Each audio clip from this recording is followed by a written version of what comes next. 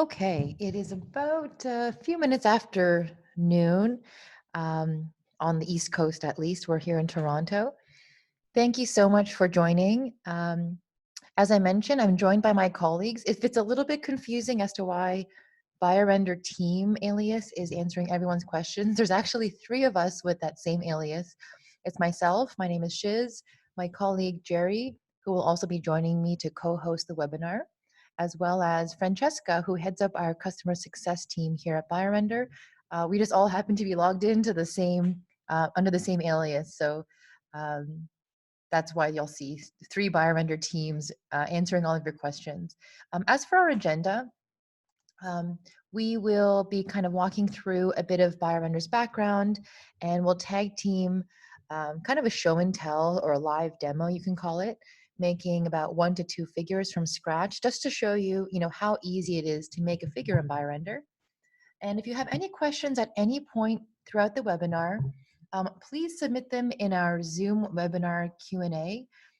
It can be found at the bottom of your webinar view as sort of one of the buttons. And our colleagues, as I mentioned, Francesca and Jerry or we're going to kind of, switch on and off on the microphone here. We'll be monitoring the Q&A and we'll be happy to jump in to answer questions. You're also welcome to use the chat box for everything else.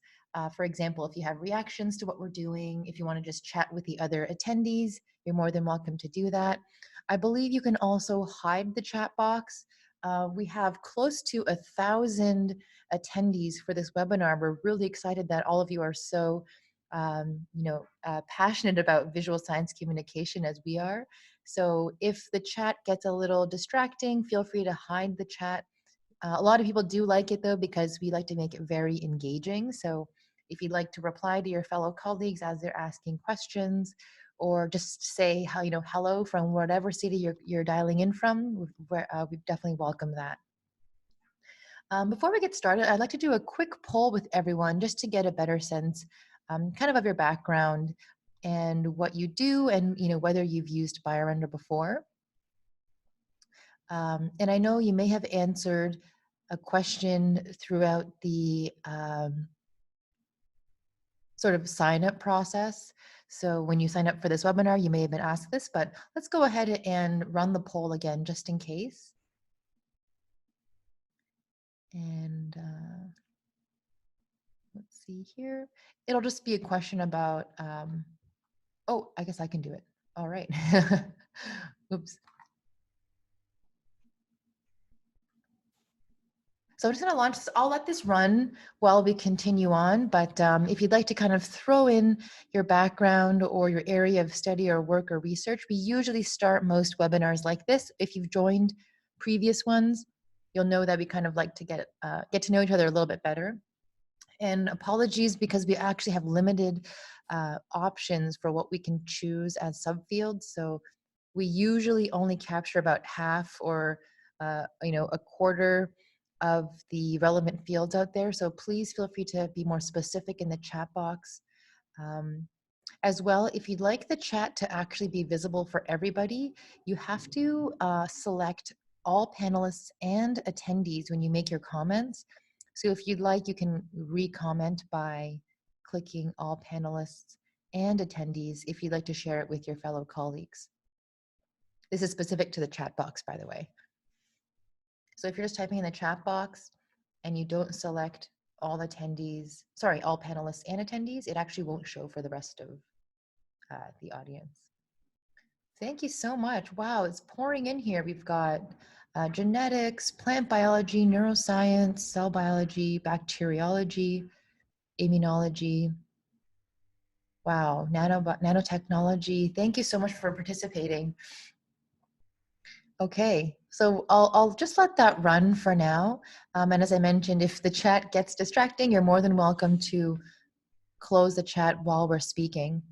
I see that a few people have raised their hand. You can also raise your hand if we ask, any questions, or if our mic cuts out. Another thing as well, if the audio cuts out, please feel free to let us know in the chat, and then that's a good sign for us to kind of readjust. Great. So we've got a lot of new joiners here. Just letting you know we're going to run through a really quick intro before we dive right into the BioRender app.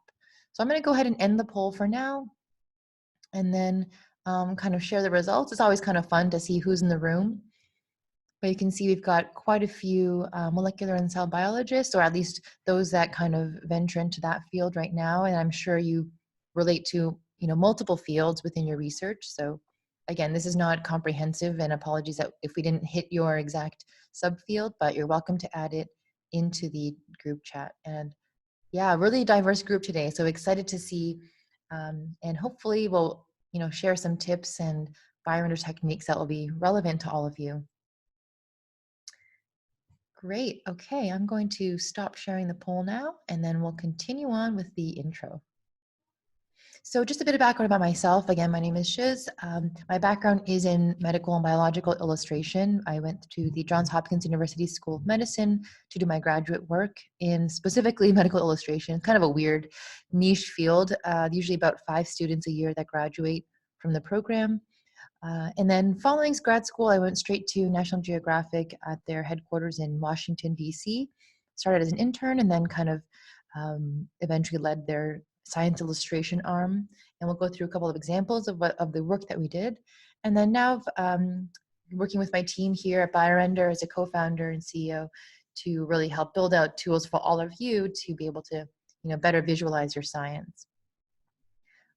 At this point, I'd love to kind of pass over the mic to my colleague, Jerry, who heads up the scientific content and leads the UX design initiatives here at BioRender. Mm-hmm. So I will just swap over the mic and over to you, Jerry. Yeah, thank you, Shiz. My name is Jerry. Thanks for the quick intro. My current focus, as Shiz alluded to, is leading creation of scientific templates and content in our public gallery. So I come from a similar background, I guess. I come from more of a research background in biochemistry in undergrad and grad studies. After that, I went on to pursue an interdisciplinary degree in biomedical communications, very similar to, again, Shiz's graduate background. But in my case, at University of Toronto in Canada. After graduating that, I quickly realized that something more was needed to bring this niche skill set of science illustration and animation to the scientific community at large, and that's why I got in touch with Shiz and joined BioRender. So as Shiz mentioned, her professional career initially led her to becoming the lead science illustrator at National Geographic's for about a decade.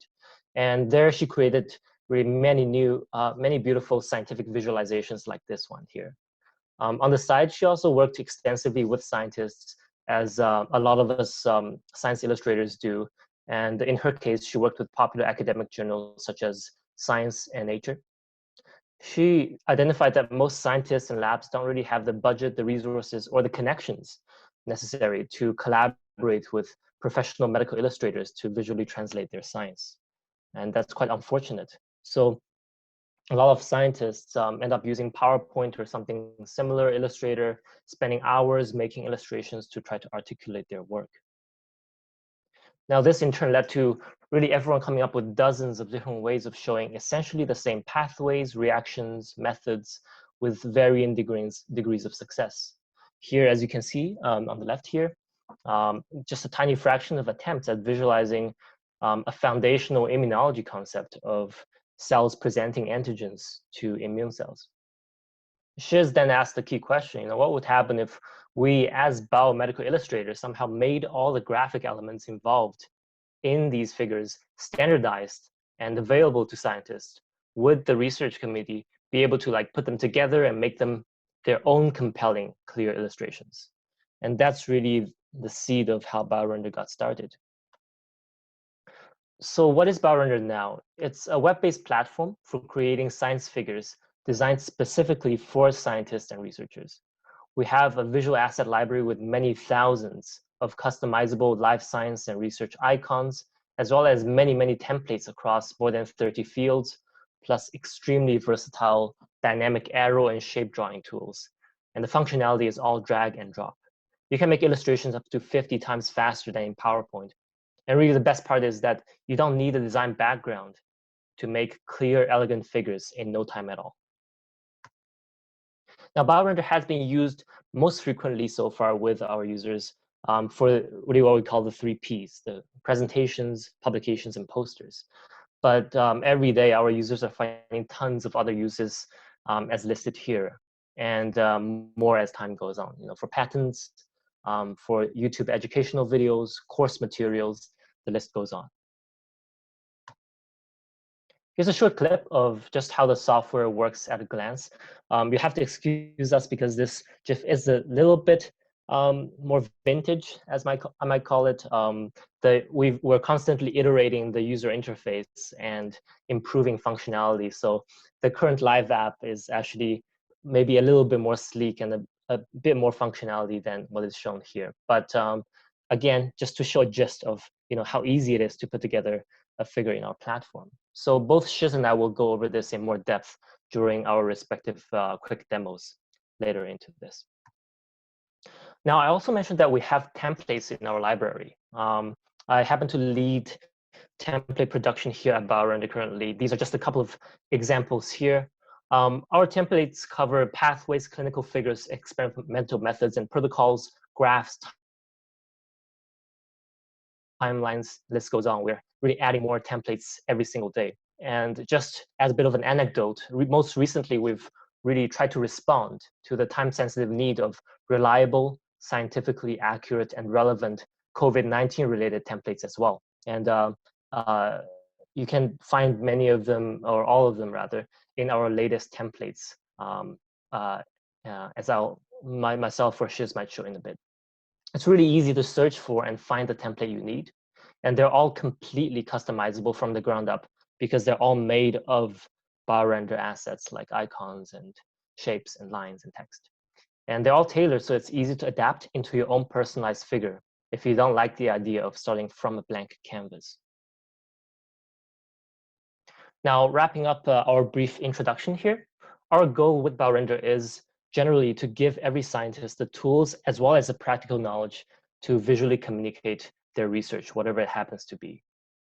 With that in mind, our aim today with everyone here is both really to showcase some basic as well as advanced capabilities of our tool, but also to hopefully provide some general practical tips on designing effective figures. Now with that, I'll quickly hop over to BioRender and have a go. Okay, so hope everyone can see my new screen here. So just to start the demo today, I'll be starting from more of a blank account that you might see if you register for free on BioRender and log in. So this is roughly a fresh account. There may be a few extra things here. Some existing folders I've set up for organizing files that you can reorder. But anyway, so generally this is where you'll get started on if you start a new account. But to start with, I think we'll go to the top here and begin with a blank illustration. Okay, I'm just going to enter webinar 101, first figure. And then you can choose from a variety of starting illustration sizes. These are all fully customizable at any point in an illustration process. So you can just pick whatever fits to start with. So we'll go with slide, create illustration. And yeah, so here we are. We're landing in the canvas view of BioRender. I'll quickly walk over some of the user interface that you might be seeing here. On the left-hand side here, you'll see it's opening up in the icons tab. And this is where you'll be able to browse many tens of thousands of custom scientific icons that we've generated and pulled together into a very comprehensive icon library. And you can navigate through them, or you can simply search them in the search bar here on top. As well, you'll be able to access other assets here on the left-hand side, templates, for instance. You can basically deploy straight from the canvas view, shapes, lines, and we'll touch on more of these as the demo goes on. So left-hand side is basically all the stuff you can add onto your figure. And on the top middle here, you'll see the toolbar. So this toolbar is dynamic, and it adjusts to whatever you have selected in the canvas. So in the default view here, you just have undo, redo, and inserting some basic content, as well as canvas options. On the right hand here, you'll see some navigational tools. So if you're really zoomed in, so you'll be able to click reset zoom to go back out to the default size. You'll be able to show and hide rulers here. That'll allow you to more accurately see the spacing, as well as the size of different things. But also you'll be able to add the guidelines here by clicking any of these. So we'll just hide all guidelines.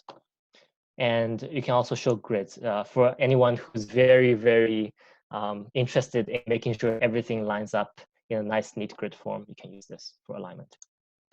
And last thing I'd like to touch on here is keyboard shortcuts. For anyone who wants to get faster at making different figures, you'll be able to access keyboard shortcuts here. Okay, so I think to get started with a very simple basic figure that hopefully shows some of our basic functionalities, I'll first set the stage for maybe a cell-cell interaction with antigen being presented from a presenting cell to a T cell. Okay, so first we'll probably need to establish some backgrounds. And so I'll go to icons and search for phospholipid bilayer. And scrolling down, as you can see, lots of results pop up. I'm just going to pick what might make the most sense for me. This nice curved membrane, I'll just drag it from the library into the canvas. And I'm probably going to rotate it using the rotate handle. And it's going to snap into 90-degree orientation. Position it and maybe resize it so it's a bit bigger. I'm going to drag it up to the top so it kind of peeks through. Next, I'll probably put in another flat membrane here. That looks nice. Drag it in, same application. Just going to resize it to approximately the same scale. I'm going to leave a gap here. And maybe I'll put in a nucleus to show some downstream activity here. So that looks nice. Drag it in, resize. That looks nice. So at any point, if you want to see what the figure would look like, as you can see, many things are kind of bleeding over the edge of the canvas view. You can click preview here on the top right, and that's going to show you, if you export the figure into an image, what the actual image would look like. So nicely crops off the edges here. I'm going to quickly customize the colors now. So clicking the top phospholipid membrane surface of the top cell. In the toolbar, as you can see, lots of options pop up. We're going to focus on the icon color here. And really hovering over through everything. I think red looks pretty nice for the top. Let's go with this red here. Click and applies. For the bottom membrane, as you can see here, it says double click to edit group. So this is actually a more customizable icon that you can edit by double clicking in. And suddenly, as you can see, it's actually made of two pieces. So the bottom piece, I'm going to go with a nice light blue here in the color presets. And for the membrane itself, I'm going to go to icon color. And again, find a nice blue. As for the nucleus, same thing, icon color.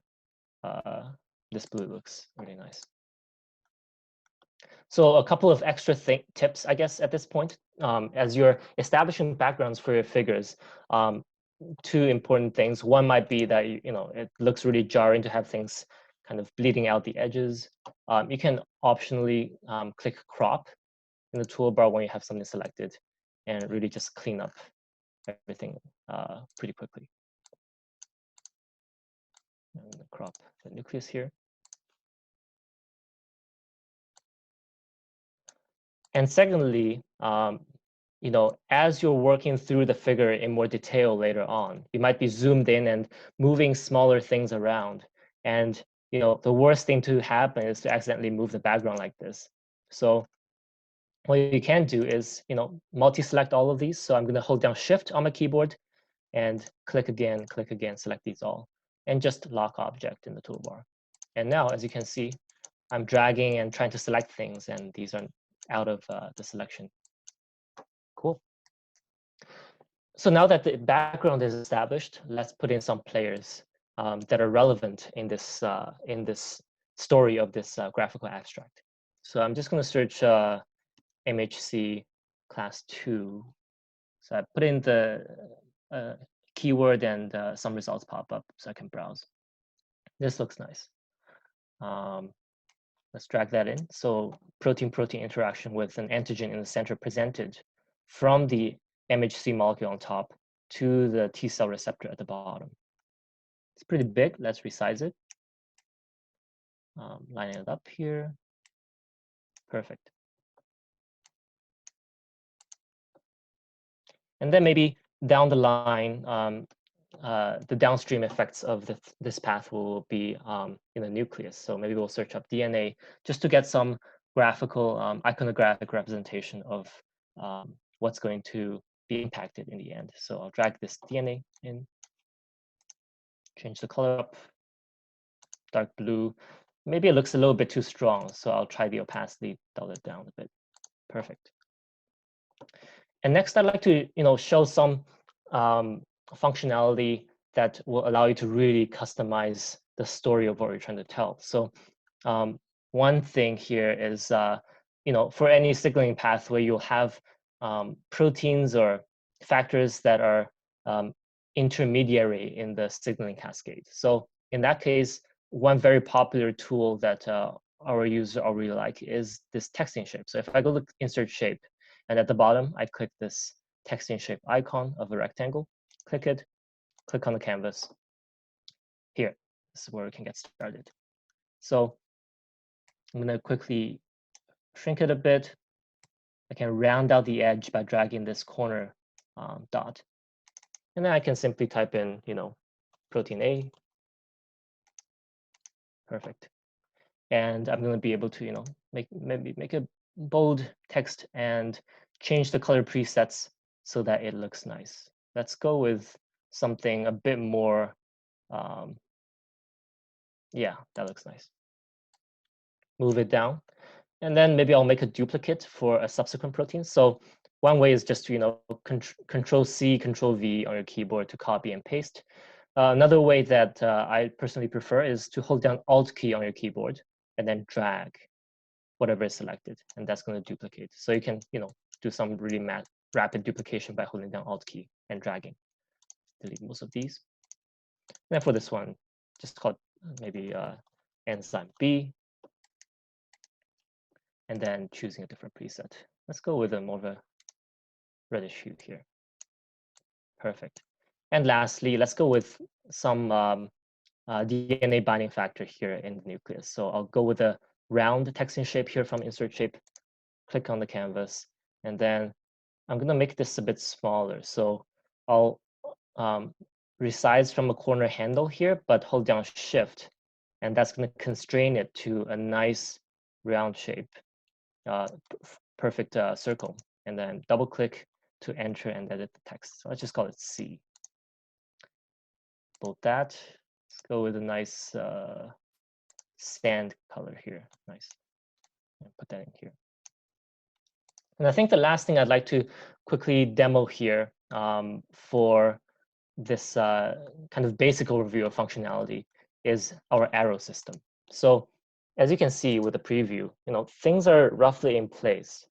Now we just need to connect them. So if I go to insert line here, lines and arrows in the toolbar, we have a nice wide selection of arrows, and these are all fully dynamic, just as our shapes are. So I'm going to go with more of a curved line approach here. So let's go with this curved arrow. I click that, and I'm going to just draw it out on the canvas. And as you can see, I'm going to zoom in a bit. So if you might be wondering how I'm zooming in without clicking the right side here, if I hold down Control and scroll wheel and change the scroll wheel on my mouse, I can zoom in and out like this. These are anchor points on fully dynamic arrows and lines. So you can drag any of these anchor points and basically dynamically shape them. like so. And the white dots here are additional anchor points. So if you feel like you need an additional kink here to swing it over, so you can drag the white dot, and that's going to add another anchor point. And to remove any anchor point, you can simply right-click on the dot and delete the node. Simple as that. So I'm going to customize this a bit in the customizing options in the toolbar. Let's apply align fades to give it a bit more dynamic look. And to make it a little bit wider, let's do 3 points. Perfect. And again, I'm going to duplicate. So holding down Alt key, drag, holding down Alt key, drag, just to put them in place. And then, quickly just customize the flow of the diagram to complete this illustration here. And let's say, just to finish up this figure with arrows, I'm going to add a downstream effect arrow here on the DNA. So I'm going to go back to insert line, try to pick this one, this bend arrow, click that, plop it down, and resize it a bit. And maybe it should be quite a bit thicker. Let's go with 5 points. Perfect. And maybe the arrowhead, I don't like that one. So let's change, you can customize both the tail and the head here. I'm going to change the arrowhead to more of a short arrowhead like this. And just dial down the opacity a bit. And there we go. Simple as that. So I think that's all I'll be covering for really just a quick basic snapshot of how you might get started in BioRender. And if you are happy with how the figure looks, then you can export on the top right, or from the file menu here, export illustration. And then from here, you can choose a variety of file types. You can choose for a transparent background, for instance, for PNG, for your slide decks, different resolutions and export, and that's going to generate the image file. Ask me later. There you go. Perfect. So I think at this point, we're at the half-hour mark, and let's take a quick pause, and I'm gonna actually hand this demo over to Shiz, who will show some really cool advanced functionalities in BioRender that are, I'm sure you'll all love it. So Shiz, handing over to you now. Thank you, Jerry, and really excellent introduction into the BioRender tool. I feel like I've personally learned a few things or two. As Jerry alluded to, we're actually constantly improving the application and adding new features. So, rightly, there's going to be a lot of things that you may have missed. So even if you've joined a previous webinar before, hopefully you're actually picking up on a few things. And of course, Jerry being a professional medical illustrator, his techniques are something that we can all take note of. And yeah, really great introduction there. Thank you. Thank you. And I'm just monitoring the chat box here just to get a little bit more acquainted with each other. If you do have questions, feel free to add it into the chat box. I know a lot of people have kind of swung into the meeting in the last few minutes. And as you're adding comments to the chat box, you can actually select all panels and attendees, or just for the message to go to just the panelists. So if you'd like to chat with your fellow colleagues, make sure that you're actually typing or selecting the all panelists and attendees so that the message will go out to the broader audience. If it's just a private message, you can just send it to the panelists, which will go to the 3 of us on the call. Just to clarify, again, there's 3 of us named BioRender team on the line. So if you're confused as to why the same person is replying, it's all 3 of us, myself, Shiz, Jerry, who just completed the sort of intro part of the demo, and then Francesca, who heads up our customer success team here, who is also answering questions in the chat box. Great. Okay, so I'm going to take over, I guess, of the screen. Great.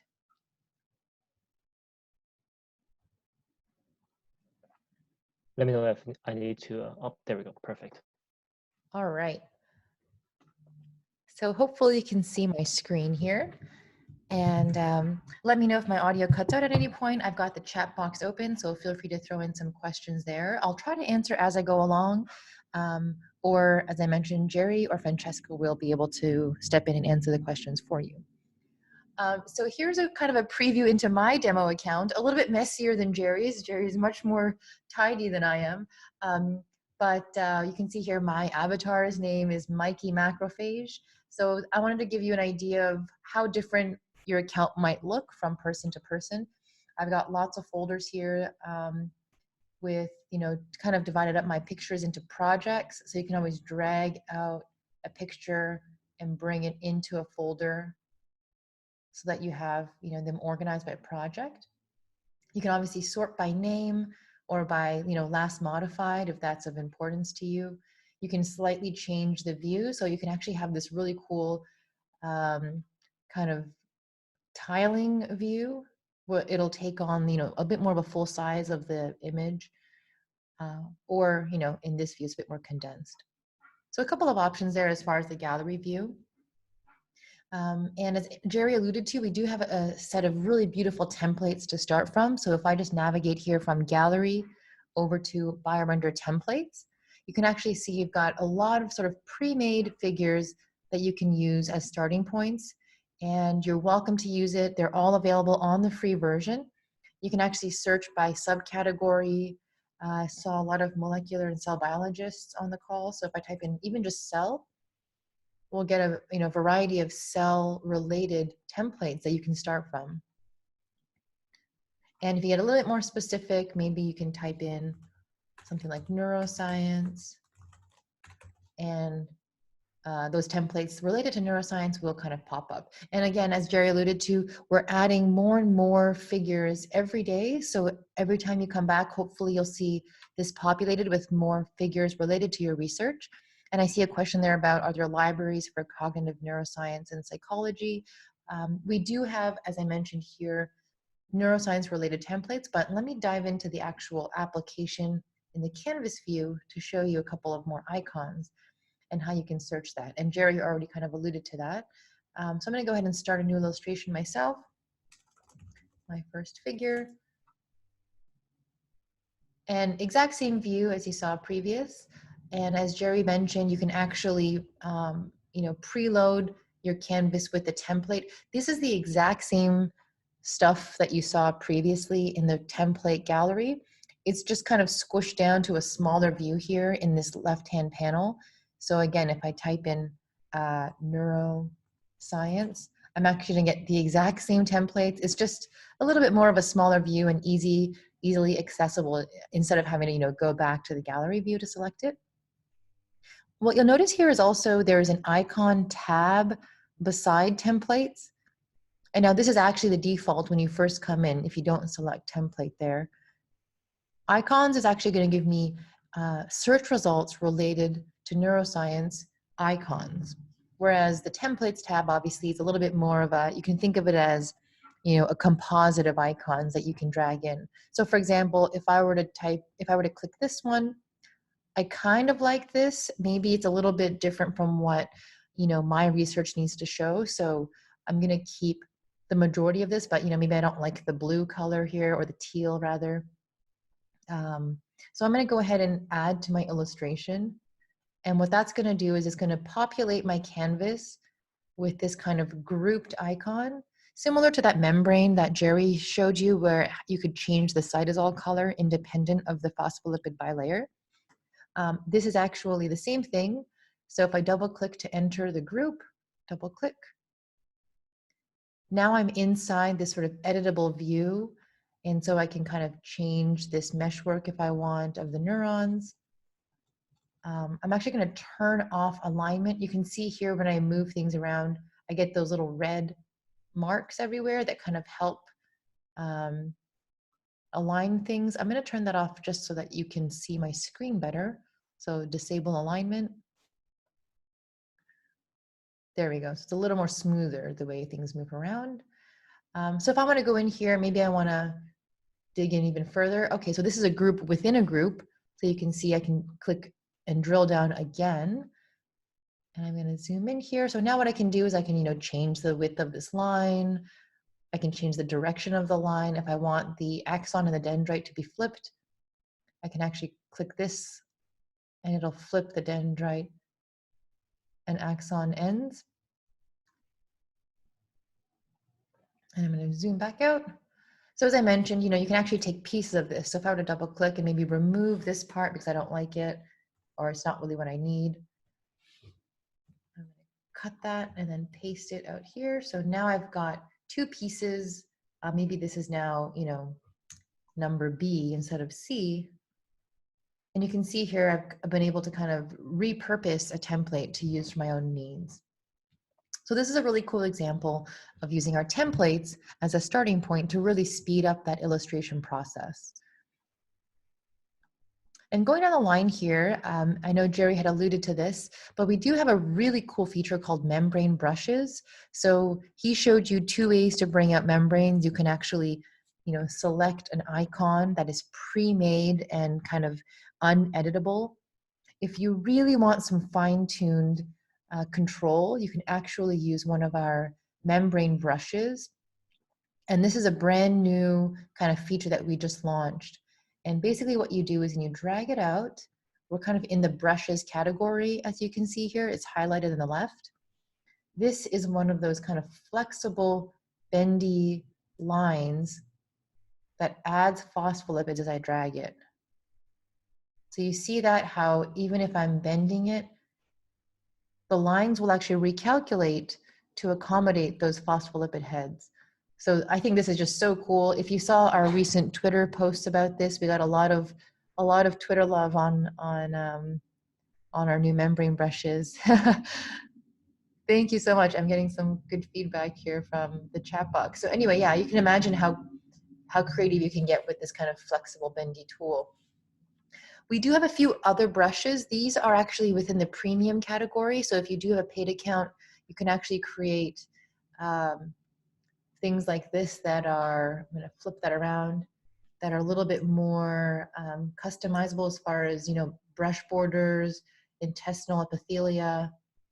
And if I zoom in, you can actually see that it'll recalculate. Even if I shrink this down, it's going to look squished for a second, and then it's going to pop into place with a new smooth recalculated angle. So lots of really powerful tools being built within BioRender. Even with the membrane, you can actually, separate out the brush and edit it further. So if you want to kind of create, a disruption in the membrane layer, you can do that like so. And if you do have a free version, you can actually upgrade to a free trial for a couple of weeks. You're more than welcome to try it out and see if it's to your liking. If there are any students on the line, we don't openly advertise this, but we do have student pricing and even undergrad pricing. So don't let it stop you from trying out all the premium features because we do have a free trial. I'm glad you all like the brush tool. So I'm going to zoom back out because now this is not really making sense that I have this next to the brain. So I'm going to go ahead and delete that. Actually, before I do, say for example, I just kind of spent a couple of minutes, didn't really take me much time, but if I'm kind of lazy and I don't want to remake this every time I make a new figure, and my research happens to be around, gut microbiology, I'm going to go ahead and right click and favorite it so I can actually save it and bookmark it in my favorites tab. So even if I delete this by accident or I start from a new canvas again where I have nothing on my screen, I can actually go to my favorites tab. So if you listen to any kind of music playlist or podcast app, you can actually bookmark your favorite podcast. This is the same way. So I've just bookmarked that icon here. Sorry, there's a siren going by. I'm just going to wait for a second for that to.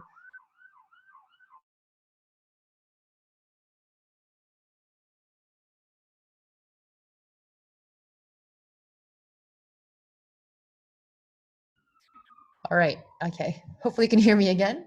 All right. So yeah, it's saved into my bookmarks. I can kind of go in and drag it out, and then it'll be the exact same size, exact same kind of, format and shape. And then I can go in and it's going to be continually editable.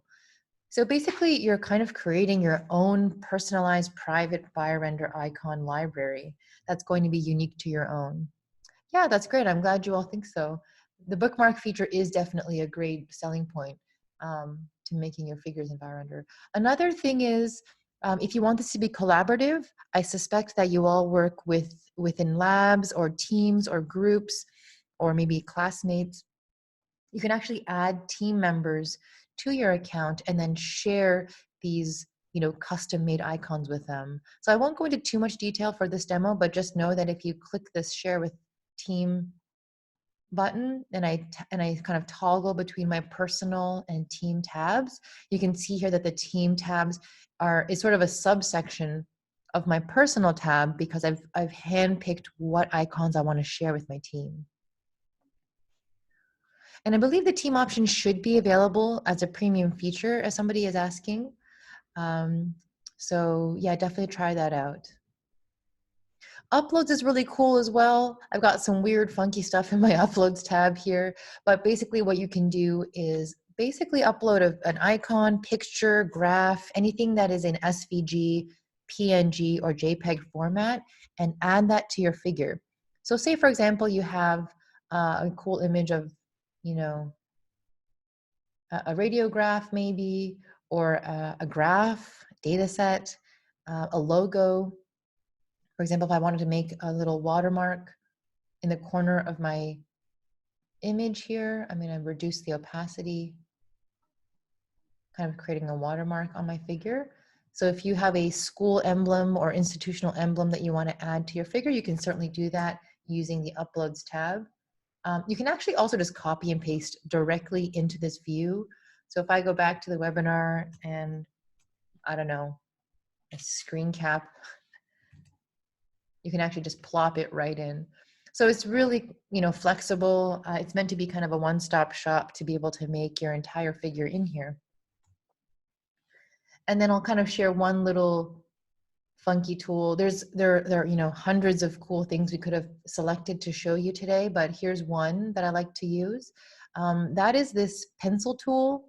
And so even more customizable, and maybe you need a steady hand for this, but even more customizable is if you want to say, highlight a certain part of a photograph or even within an icon. I can actually create a blob and then, color code it. Oh, I didn't complete that circle, so now it just thinks it's a line. I'm going to redraw that so that it actually snaps closed. And okay, did I do it? Yeah, I did. Okay, so now I can actually select a preset. Maybe I don't like the border color, and then I'm just going to make it a nice bright red to say that this is the area that I want to select. You can even, as Jerry showed you earlier, kind of flexibly edit the blob, similar to how you do that with arrows. And then somebody just asked, how did I draw this? It's actually in the insert shape modal. I guess it should be in the insert line section too. Maybe we'll add that there. But it's actually this little pencil shape. So if I click that, I can kind of, trace anything really that I want if it's something that I want to highlight. And again, you might need a little bit of a steady hand, but you can actually create your own, highlighted regions. And so say those two, for some reason, are areas that I want to highlight. I'll make it really bright red. And I kind of want to see through to see the photograph a bit so you can actually, reduce the opacity. Lots of really cool features you can use that are flexible within the app. So if I zoom out, you can see that I've highlighted those regions. And you can imagine, what you can do with this if you're a plant biologist and you want to highlight areas of a plant or a protein perhaps. Speaking of proteins, this is actually a really cool feature that Jerry had helped build, and it is the protein database or data bank plugin. For example, if I wanted to add a bit of a 3D punch into my figure, I can actually click this PDB tab, hit create protein. There's an assortment of kind of proteins of the week, I guess, along the bottom here, but you can actually type in any alphanumeric. I'm just going to type in this one because it's one of my favorite. It is the human IgG protein.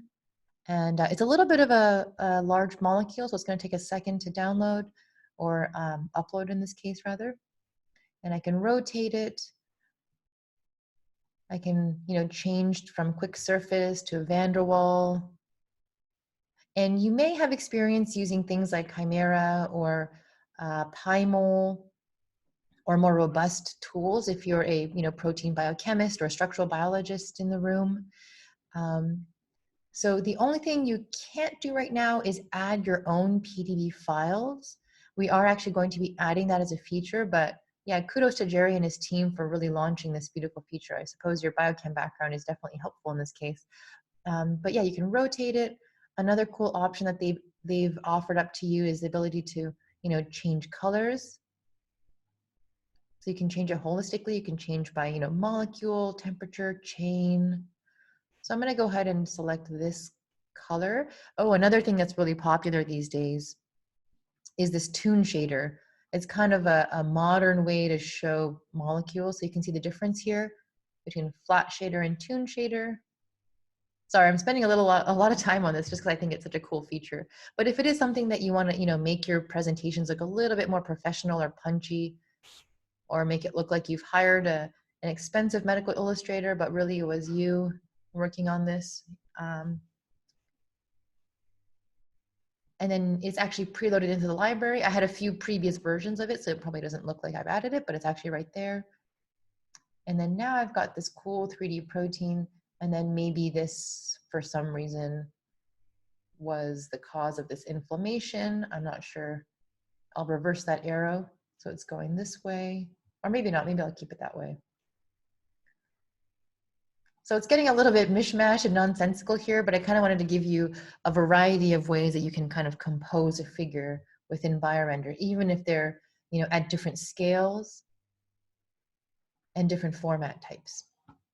So we've actually covered quite a few features here along the left-hand panel. You're welcome to kind of browse and again, see the different types of figures you can make. For the interest of this demo, I'm actually going to just clear off my canvas here and show you a few other types of figures you can make. I know there are a lot of different subfields being represented in the chat here. So let's see, I'm going to select lab and protocol, and maybe I'll select this one.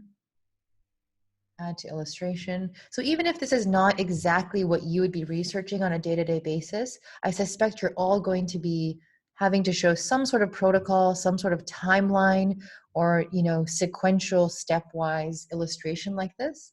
And so you can actually use some of BioRender's templates to do that. If I typed in mass spec, oh, I'm in templates, I'm going to go to icons. I can actually select the machine that's more relevant to my research. See here. And if you're not dealing with proteins, but you're actually dealing with maybe a cell culture or something like that, I can actually bring that in as well. And I saw some questions there about, how do I import this into PowerPoint later? I'll definitely show you how to do that. Cell culture, got lots of cell culture examples. If you ever need to do a complex well plate diagram, we actually have a really nifty, sorry, sirens are going off again. You can double click and then actually, dynamically change the color of the cells like so. Again, it's becoming a little bit nonsensical, but either way, I'll leave it at that. And say I'm happy with this figure and I kind of want to bring it into PowerPoint now to present at my next, remote Zoom meeting. I'm going to hit export, and as Jerry already showed, you can have a variety of types of formats. If you missed it, basically we've got PNG, JPEG, and PDF. For PNG, if you do, I believe, have an upgraded account type, you can actually export transparent background, so it'll knock out all of that white background. I'm going to go ahead and use JPEG because that's good enough for my purposes, and then 150 for PowerPoint. It doesn't really matter what resolution you pick. It obviously is going to get a little bit lower for 72 and much higher for 300. The trade-off is, of course, it's going to be a little bit heavier on PowerPoint. It might even crash it if you have too many high resolution pictures. So I like to stick with 150, export. And then what this is gonna do is gonna download to my desktop. I'm just gonna throw it in there. Hopefully you won't have any issues with lag, but if you do ever encounter any technical issues, you can actually open the chat box and this will plug in directly to our technical support. So if it's between the hours of 9 to say 6-ish Eastern time, you know, we'll be here to support you if you have questions about, you know, where is the blob line tool? How do I export? You know, my browser crashed, what do I do? All those things will be there to help you. And I'm going to go ahead and open PowerPoint. Hopefully you can see this is kind of a mock company that I've made, not a real one. But what I'm going to do is go ahead and hit insert picture from a file. Sorry, I don't use PowerPoint very much, so I'm just taking a second to find it. There we go. And actually, I want to put it on my first slide. So I'm going to add that there. Maybe even crop it. How do I crop in PowerPoint? There we go. So it's very clean, very nice. You can see even at 150 DPI, it's still very crisp and clear. So yeah, sometimes 150 is just enough for presentations. So that's that. That's how I would upload it. And oh, great question. I've got this question a lot, and that's how do I make step-by-step sort of PowerPoint animations? For example, if I want to show, you know, step 1, 2, 3, 4, 5. There is a way to do that, and what I would normally do, this is going to be a little bit, let's see here, animation. Now this is going to be a little bit deceiving, but what I would do is actually create a GIF. Oh, it's not showing now. But what I would normally do is stepwise export your figure by working backwards. So what I do is say I'm finished with this figure, I'm going to actually make a copy. So it's going to make an exact copy of this. I'm going to view that copy. Oops. I'm going to view that copy. And then what I can do is, and you can see up here it says copy.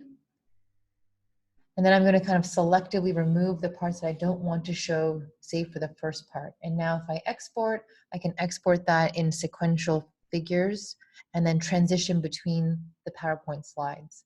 Now this is a good workaround for now. It also ensures that when you go to present, things aren't going to fly around, and also things are actually going to play. I much prefer to use the transitional slide animation in PowerPoint as opposed to the sort of dynamic animation where you kind of move objects from place to place. I like to kind of compose each step as the way I like to see it and then use that smooth transition between the slides. So that's one thing I would recommend to do if you're looking to do animation. So we've covered a lot here, and I'm going to pause just for a second to see if there are any kind of outstanding questions in the chat box, anything else that you'd like us to cover that we haven't already in the last 5 minutes. And Jerry, if you'd like to kind of chime in as well on anything that you'd like to cover or things that we haven't yet, please feel free. And we did get a lot of questions about, you know, the types of figures you can make. Hopefully what we've shown gives you a taste of the types that you can create, all the way from, you know, environmental type figures like this.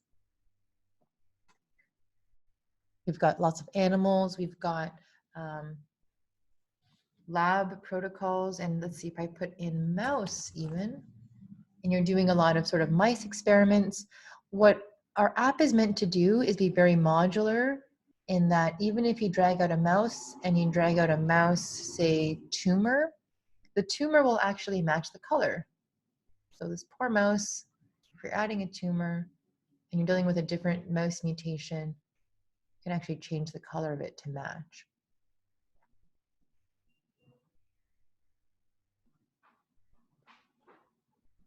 So Shiz, jumping in here for a second. Yeah.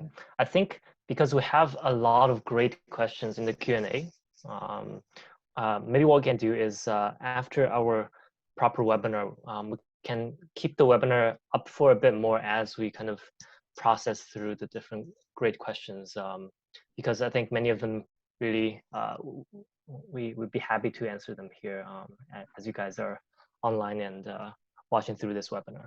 I think we've answered about Absolutely. 50 questions so far, but there are still about 50 to go. Yeah. That's great. Okay, it looks like there were some questions about pricing as well. So I'll just really quickly touch on that. You're all welcome to kind of browse our pricing page. As we mentioned, there's a free sort of sandbox version, and you're welcome to use it for your thesis. So you can publish it for your thesis or educational purposes like lectures and meetings.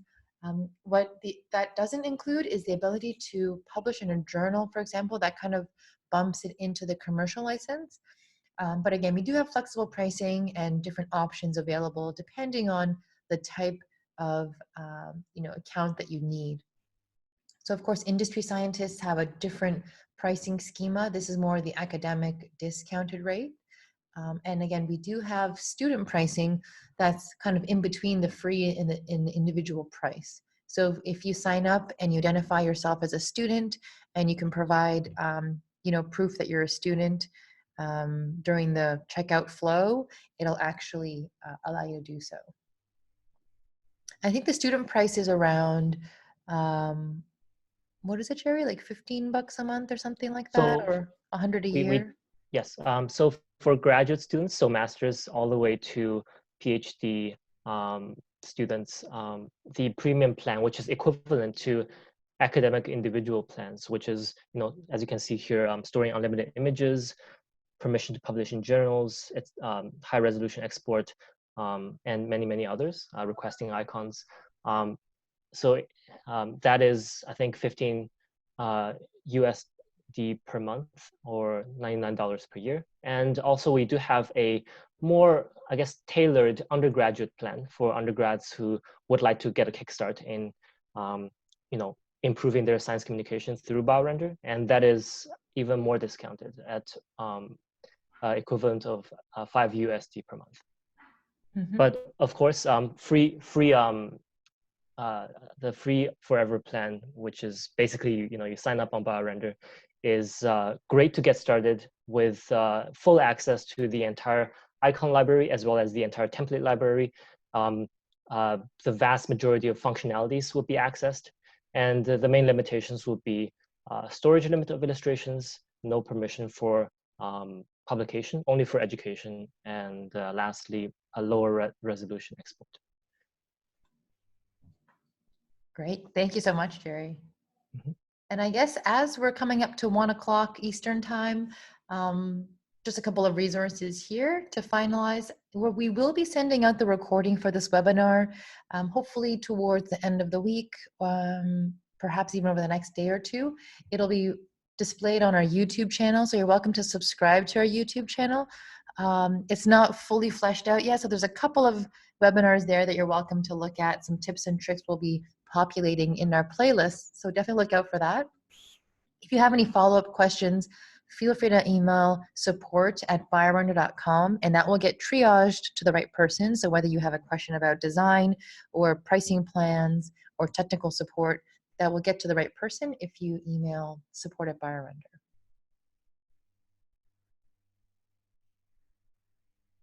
Great. Fantastic. So I think that concludes our webinar. We've got still quite a full room towards the very end here. So I really appreciate you taking the time to, sit with us through today. I know we're all kind of hunkered down because of COVID, and really appreciate you all coming together today to learn a little bit more about, visual science communication. And thank you to Jerry, of course, for the wonderful demo at the beginning, and for Francesca for also being on the chat box to answer all your questions on the BioRender team here. Thank you everyone so much. I really appreciate your time and effort. Great, and that concludes our webinar for today. We do have a couple more webinars if you'd like to join. There's one happening tomorrow on how to make better grant figures if you're interested to sign up. As well as next week we'll be doing, I believe it's next week, we'll be doing a webinar on how to make better posters, so research posters. And if you're interested, we can include those links in the follow-up recording if you want to sign up for those webinars as well.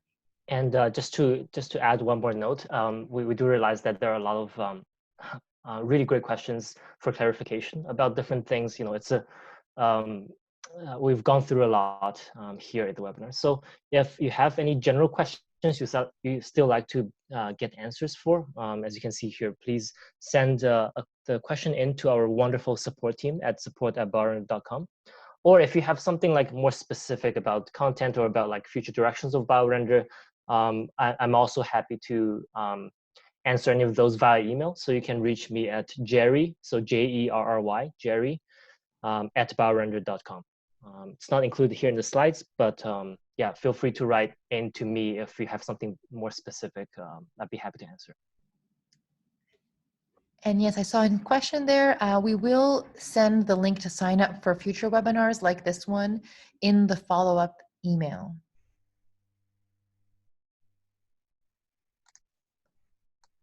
Fantastic. Thank you so much.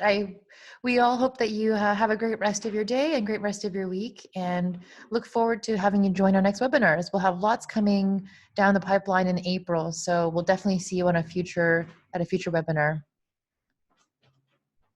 Thanks, everybody. Have a great rest of your day.